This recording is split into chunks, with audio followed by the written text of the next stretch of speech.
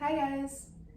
So for today, we're going to take a nice and easy stop and stretch to release a little tension of the lower back. It's going to help to combat gravity always moving downward from head down to the hips and putting all that pressure on your lower back. So you're going to use an object. If you have a yoga block, that's amazing. If you don't, no worries. Maybe you've got a pillow that's kind of like a yoga bolster, or you have a blanket that you can fold up and kind of roll up into a shape that has a little bit of height here. You're going to lie on your back. You're going to bend the knees, take the feet down onto the earth. And the feet are pretty close into your seat, fingertips close to the heels if you were to reach them back. You're going to take your object. Again, maybe that's a yoga block. Maybe that's that rolled up blanket. Maybe you could even roll a pillow up with a blanket so you can have a pillow burrito that you can slide under there. And you're going to press into your heels.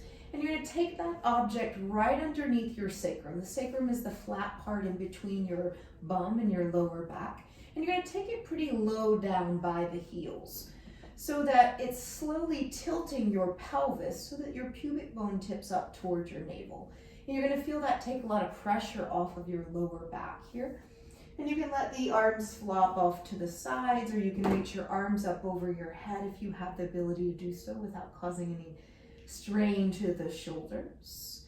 And you can just rest here. You can even close the eyes and take a nice few deep breaths, and you're allowing your belly space to be soft. Sometimes you can even imagine the breath sort of cascading down into the lower back, and you're making a little bit of gentle space in between the vertebra of your lower back for where the discs are to take a little pressure off. I'm going to show one thing too.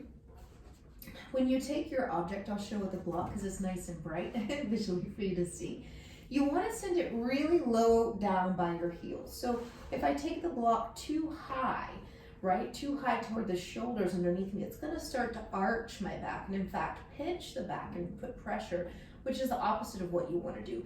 You want to really slide whatever you're working with way down toward your heels so that again, it's sort of tilting the hips and releasing your lower back. And it's a passive stretch. You can hang right here and just breathe. If you are very busy and you don't have time just to let yourself relax, but you should.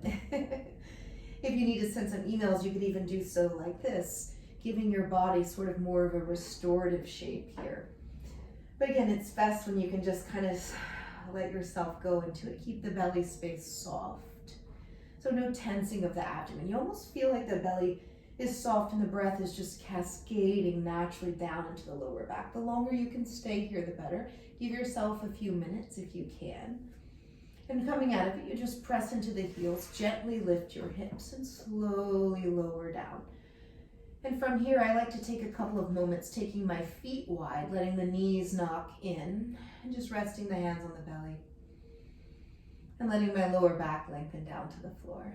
It's always nice maybe to take a little sway and the knees kind of shaking out the low back, the hips, and the sacrum area.